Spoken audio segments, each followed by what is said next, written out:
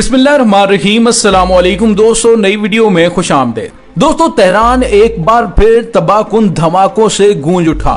बड़े हमले में अब तक कितना नुकसान हो चुका है और इस हमले के पीछे कौन से अनासर हैं, इन तमाम तफसीलात के हवाले से हम वीडियो में बात करेंगे। वीडियो की तफसील में जाने से पहले आप देख रहे हैं हकीकत की दुनिया डॉक्टर अली के साथ। हमारा चैनल सब्सक्राइब करके घंटी के निशान को दबाना मत भूलिएगा। इस वीडियो को ज्यादा से ज्यादा फेसबुक, व्हाट्सएप और सोशल मीडिया पर शेयर जरूर करें। शेयर और लाइक करने के साथ साथ कमेंट बॉक्स में पाक फौज जिंदाबाद, पाकिस्तान पाइंदाबाद और पाकिस्तान के गुमनाम हीरोज को सलाम का नारा कमेंट जरूर कीजिएगा। दोस्तों, खित्ते के हालात तेजी से बदल रहे हैं।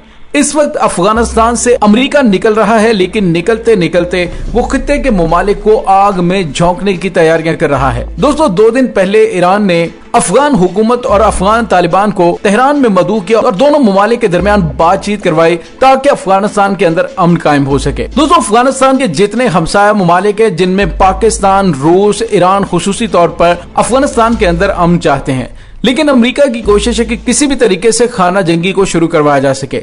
दोस्तों, यहाँ पे आपको ये बताते चले कि आज जो सबसे बड़ी खबर सामने आई है वो ये है कि तेहरान में सरकारी टीवी की इमारत के करीब एक बड़ा हमला हुआ है। 2-3 यके बाद दीगरे धमाके सुनने को मिले और उसके बाद उस एरिया के अंदर बड़ी आग लग गई। इमदादी टीमों ने आग पर काबू तो पा लिया और इब्तदाई तफसीलात जो सामने आई हैं उसमें पता चला है कि कोई जानी नुकसान नहीं हुआ है। ईरान के दारुल हुकूमत में सबसे बड़े तफरीही मुकाम मिल्लत पाक के करीब रिहायशी इमारत के अंदर हुआ।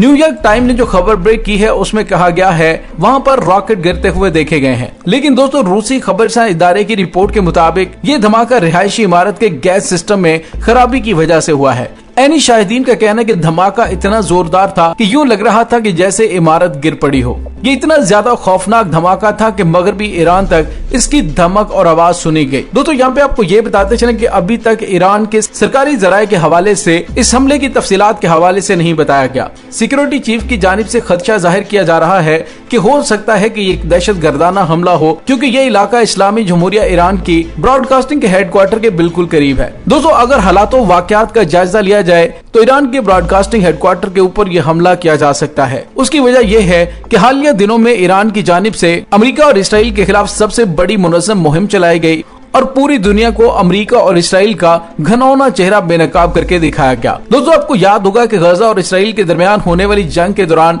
उन्होंने मीडिया की बिल्डिंग्स को निशाना क्यों बनाया था। उसकी वजह यही थी कि इसराइल को आलमी महाज पर जो सबसे बड़ी शिकस्त हुई वो यही थी कि ज़राए अबलाग के जरिए लम्हा बलम्हा तमाम सूरत हाल पूरी दुनिया तक पहुंचाई जाती रही और पूरी दुनिया को इसराइल के जुल्म ज्यादती का मीडिया के जरिए पता चलता रहा। अब वो जमाना तो रहा नहीं कि जब कहीं पर जुल्म होता था और उसकी बाज़गश्त महीनों और सालों के बाद सुनाई देती थी। दोस्तों, अब हालात बदल चुके हैं।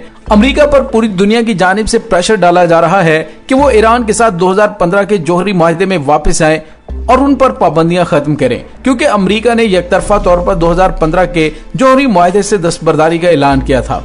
दोस्तों, यहाँ पे आपको ये भी बताते चले कि इस वक्त अमेरिका की जानिब से जौहरी मुज़ाकरात में तात्तुल आया हुआ है और इसी दौरान अमेरिका ने ईरानी प्रॉक्सीज पर गुज़िश्ता दिनों के दौरान हमले भी किए और उन हमलों के बाद ईरानी प्रॉक्सीज की जानिब से अमेरिकी मुफादात को, अमेरिकी अड्डों को निशाना बनाया गया और हशद-उश-शाबी की जानिब से तो ये तक ऐलान किया गया कि जब तक अमेरिका खित्ते से निकल नहीं जाता तब तक अमेरिका पर हमले किए जाते रहेंगे, तब तक अमेरिकी तैयारों और अमेरिकी अड्डों पर हमला जारी रहेगा। दोस्तों, दूसरे लफ्जों में यह हमला अगर मुमकिन तौर पर अमेरिका या इसराइल की जानिब से किया गया है तो इसका मकसद तबाही मचाना नहीं था, बल्कि ईरान को पैगाम देना था। इराक और शाम में अपनी प्रॉक्सीज के जरिए अमेरिका को निशाना बनाने से बाज रहे।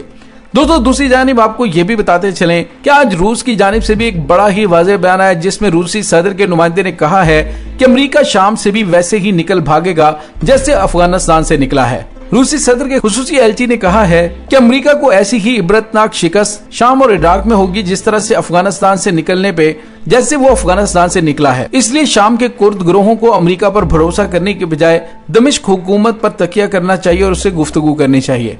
शाम में रूसी नुमाइंदे ने कहा कि इस वक्त कुर्द गिरोह अमरीकी ताउन से अपनी तवक्कुआत वाबस्ता किए हुए है, जबकि अमरीका कभी भी शाम से निकलने के लिए अचानक फैसले ले सकता है, वैसे ही जैसे उसने अफगानिस्तान में किया। दोस्तों यहाँ पे आपको ये बताते चलें कि बगदाद ने भी अपने मुल्क से अमरीकियों को निकालने का फैसला किया हुआ है और अगर ये इत्तफाक रूनमा हो जाता है तो शाम में अमरीकी मौजूदगी लॉजिस्टिक सपोर्ट में पेश आने वाली मुश्किलात के बायस बड़ी आसानी से गैर मुमकिन हो जाएगी। दोस्तों हालांकि इराकी पार्लियामेंट की जानिब से करारदाद पास की गई और अमरीका से कहा गया कि वो खित्ते से निकल जाए, अब हमें उसकी जरूरत नहीं है, लेकिन इसके बावजूद अमरीका वहां पर अपनी मौजूदगी को बरकरार रखे हुए है।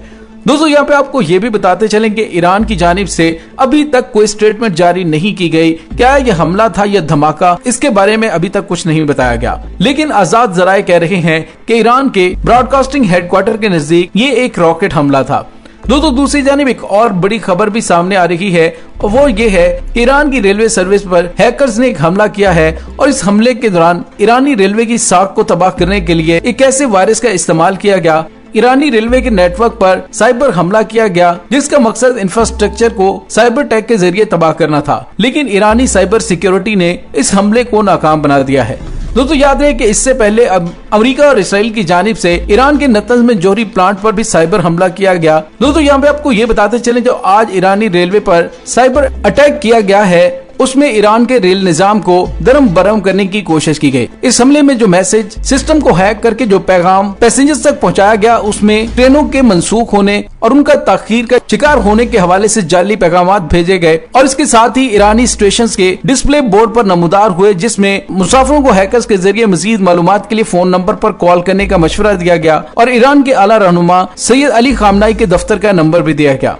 दोस्तों ये कोई बहुत बड़ा हमला नहीं था, इसको तो नाकाम बना दिया गया, लेकिन ब्रॉडकास्टिंग नेटवर्क के हेड ऑफिस के करीब होने वाला धमाका जिस शिद्दत का था इससे जाहिर होता है कि अमेरिका या इसराइल की जानिब से ये कार्रवाई की जा सकती है। अगर ये अमेरिका या इसराइल की कारस्तानी हुई तो इसके बाद ईरान का क्या जवाब होगा उसके बारे में अभी तक कुछ नहीं कहा जा सकता।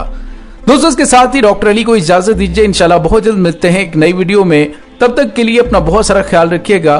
पाक फौज जिंदाबाद, पाकिस्तान पाइंदाबाद, पाकिस्तान के गुमनाम हीरोज को सलाम, अल्लाह वारिस।